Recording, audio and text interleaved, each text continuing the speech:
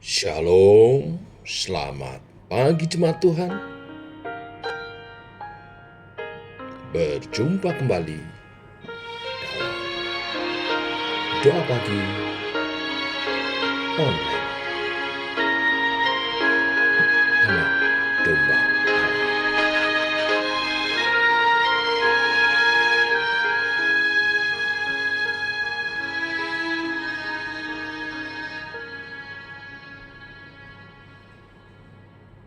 Karena begitu besar kasih-Nya kepada diriku, diberikan anaknya yang tunggal menyelamatkanku.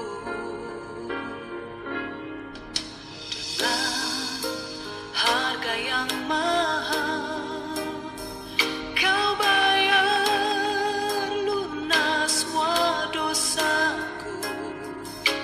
Kau rela disiksa dan hancur, berkorban bagiku. Kau anak domba Allah,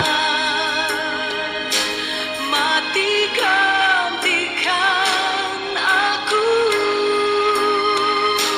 Tubuhmu yang terpecah pulihkanku.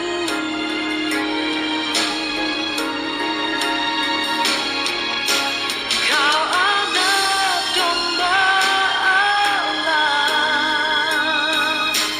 mati gantikan aku. Darahmu yang tercurah pulihkanku.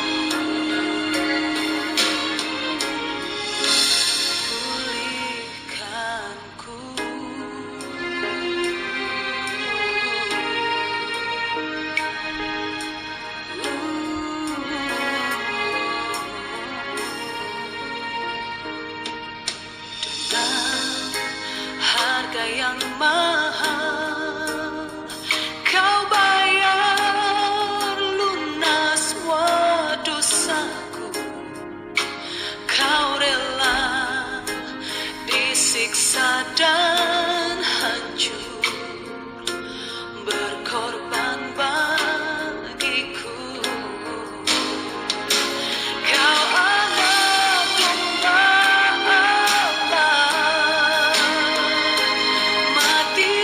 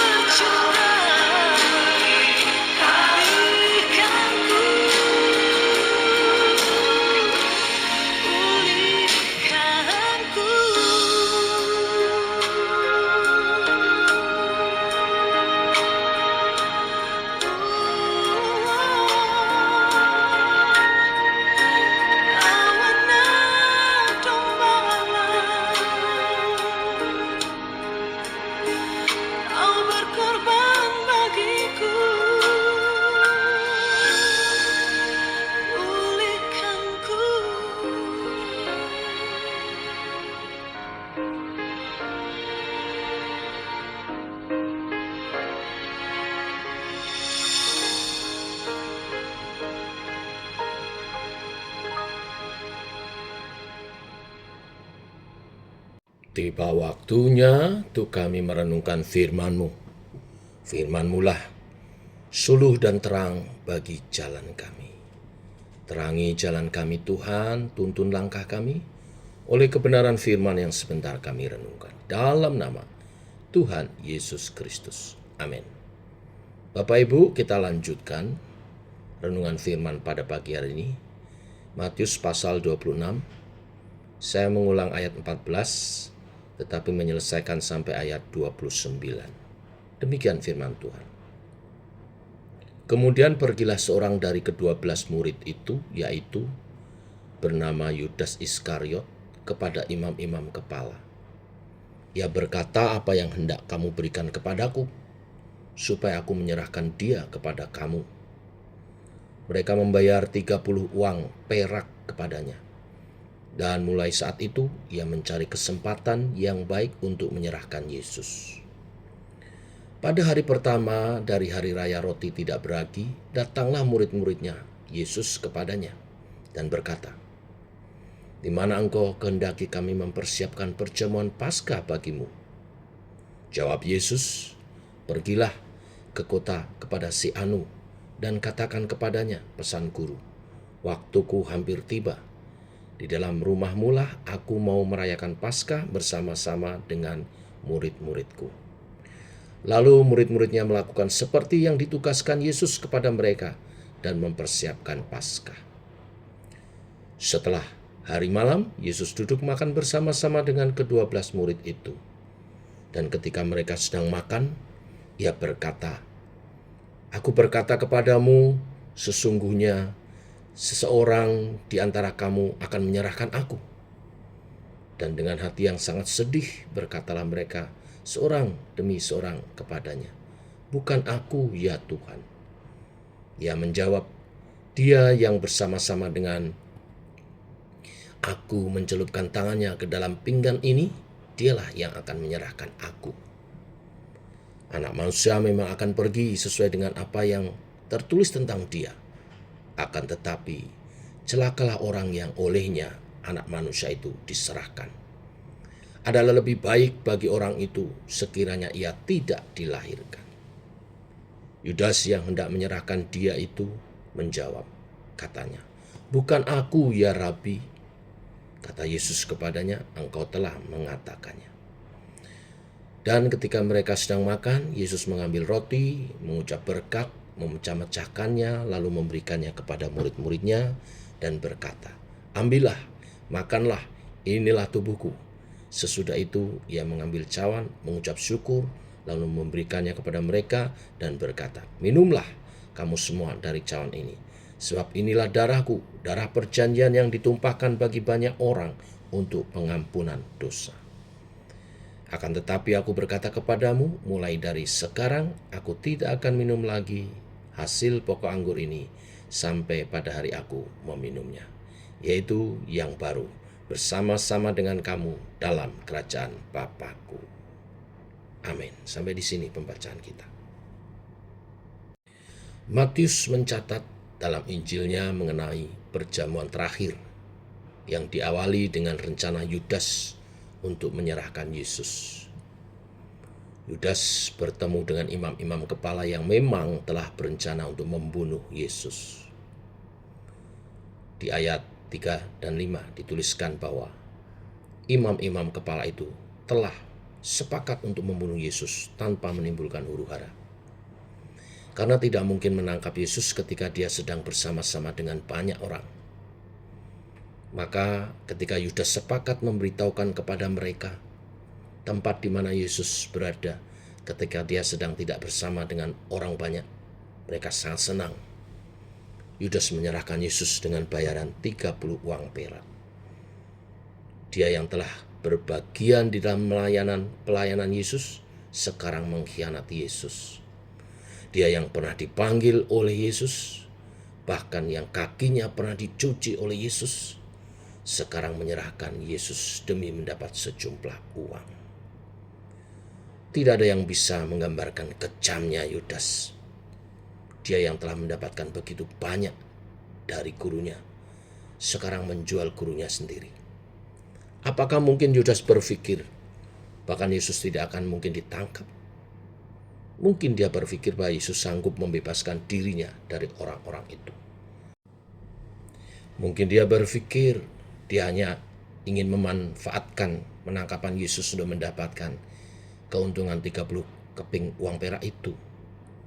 Setelah mendapat 30 keping uang itu, mungkin dia berpikir Yesus akan dapat membebaskan diri dan menghilang. Mungkin Yudas berpikir bahwa Yesus dapat membebaskan diri dari penangkapan orang-orang itu. Apapun kemungkinan-kemungkinan itu telah menunjukkan Yudas mengkhianati Yesus. Dan itu sudah berkali-kali diperingatkan dan ditegur oleh Yesus. Yesus memperingatkan dia melalui ke-12 muridnya di Yohanes 6 ayat 70-71. Yesus juga memberi peringatan kepada dia secara langsung sesaat sebelum melaksanakan perjamuan makan bersama dengan murid-muridnya yang baru saja kita baca. Tetapi Yudas tetap saja pada rencananya. Dia tetap menjadi pengkhianat yang sepanjang sejarah dikenang sebagai orang murid yang menjual Sang Mesias. Setelah perjanjian Yudas dengan imam-imam selesai, maka Matius mencatat peristiwa perjamuan terakhir Yesus dan murid-muridnya untuk makan Paskah. Ini merupakan perayaan untuk mengingat berkat Tuhan yang sangat besar di tanah Mesir dahulu kala di perjanjian lama. Yaitu waktu mereka keluar dari Mesir setelah anak-anak sulung orang Mesir mati karena tulah dari Tuhan. Anak-anak sulung orang Mesir mati, tetapi Tuhan mengampuni anak-anak sulung Israel. Mereka ditebus dari kematian oleh darah anak domba Paskah yang telah disembelih. Jadiannya ditulis di Keluaran pasal 12. Di ayat 14-17 dikatakan bahwa memperingati peristiwa ini adalah sesuatu yang harus dilakukan terus-menerus oleh orang Israel turun-temurun. Inilah yang sedang dilakukan oleh Yesus bersama dengan murid-muridnya sebagai orang Israel. Yesus memimpin berkat dan mereka memakan roti tidak beragi bersama-sama. Tetapi sebelum mereka mulai makan Paskah bersama, Yesus memberitakan bahwa di tengah-tengah mereka ada si pengkhianat yang akan menyerahkan dia. Yesus juga memberikan peringatan bahwa jika si pengkhianat itu melanjutkan rencananya, maka dia akan berada dalam celaka yang sangat besar. Lebih baik baginya tidak pernah dilahirkan daripada harus mengalami celaka itu. Yesus memberikan peringatan terakhir kepada Yudas. Jika Yudas meneruskan rencananya, celakalah dia.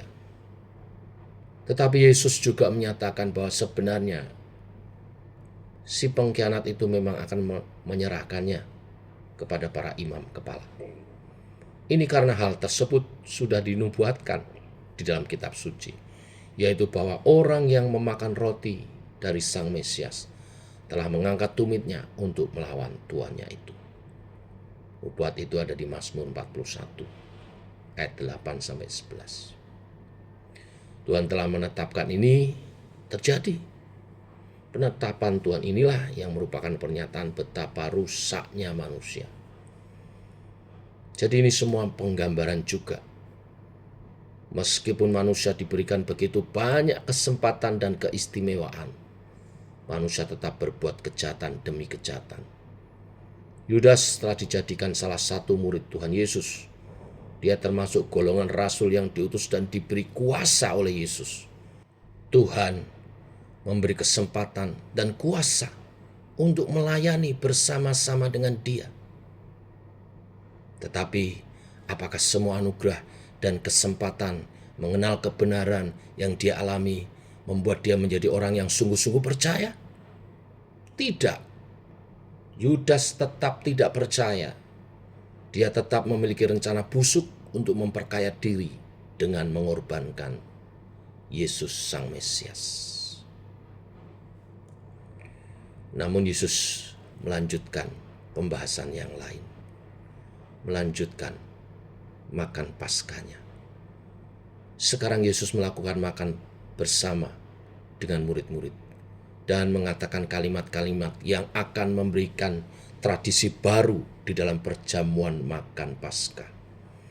Yesus mengatakan bahwa roti adalah lambang tubuhnya yang akan dipecahkan dan anggur adalah lambang darahnya yang akan dicurahkan untuk menebus dosa manusia. Inilah makna baru di dalam perjamuan Paskah. Setelah peristiwa ini, umat Tuhan tidak lagi memperingati keselamatan mereka dari Mesir, tetapi mereka akan memperingati penebusan dosa yang dilakukan oleh Yesus di kayu salib. Setelah peristiwa malam ini, umat Tuhan tidak lagi memperingati lambang penebusan Kristus yaitu kambing dan domba yang berumur 1 tahun, tetapi akan mengingat Kristus sendiri yang telah menggenapi Paskah dengan menjadi korban, menjadi domba untuk disembelih. Setelah ini, umat Tuhan tidak lagi mengingat persekutuan mereka di dalam perjanjian lama di dalam perjalanan di padang gurun. Umat Tuhan akan mengingat dan mengalami persekutuan bersama dengan Kristus dan seluruh orang percaya, yaitu gerejanya, melalui perjamuan seperti ini yang dilakukan oleh Yesus Kristus dan murid-muridnya, perjamuan kudus. Sekarang kita memperingati perjamuan kudus sebulan sekali setiap awal bulan. Perjamuan itu membuat kita sebagai umat Tuhan terus bersekutu di dalam Dia sambil mengharapkan kedatangannya yang kedua. Di ayat 29 dikatakan bahwa Yesus tidak akan melakukan perayaan seperti ini lagi hingga saat kemuliaannya di bumi pada kedatangannya yang kedua kali. Inilah yang kita nanti-nantikan. Seluruh umat Tuhan dalam melakukan perjamuan kudus. Satu kelak, Yesus datang kedua kali, menjemput gerejanya, menyempurnakan segalanya. Tuhan memberkati. Mari kita berdoa. Bapa dalam surga, kami mengucap syukur buat hari yang baru, hari yang penuh dengan anugerah-Mu. Pagi hari ini kami bangun dalam sehat, dan Kau memberkati kami dengan firman-Mu. Firman pengajaran tentang makna baru arti perjamuan Paskah. Kristus menebus segala dosa dan kesalahan kami.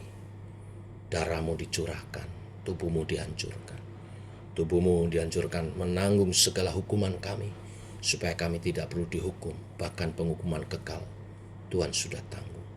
Darah-Mu dicurahkan untuk menghapus segala dosa kami. Kami dikuduskan oleh darah-Mu untuk hidup dalam semangat kebangkitan-Mu, mati bagi dosa, hidup memuliakan Tuhan. Terus pimpin kami, Engkau yang telah bersatu dalam tubuh kami melalui persekutuan dengan tubuh dan darah-Mu. Engkau bergerak oleh pimpinan Roh Kudus dalam kami, berkarya, menyatakan buah-buah rohani, karakter ilahi, dan menuntun kami dalam rancangan kemuliaan hidup di dalam Kristus. Terus bimbing dan sertai perjalanan hidup kami. Kami berserah dalam pimpinan dalam nama Tuhan Yesus Kristus. Amin. Demikian doa pagi kita, jemaat Tuhan. Selamat pagi, selamat beraktivitas dalam semangat kebangkitannya. Mati bagi dosa, hidup bagi kemuliaan nama Tuhan. Shalom.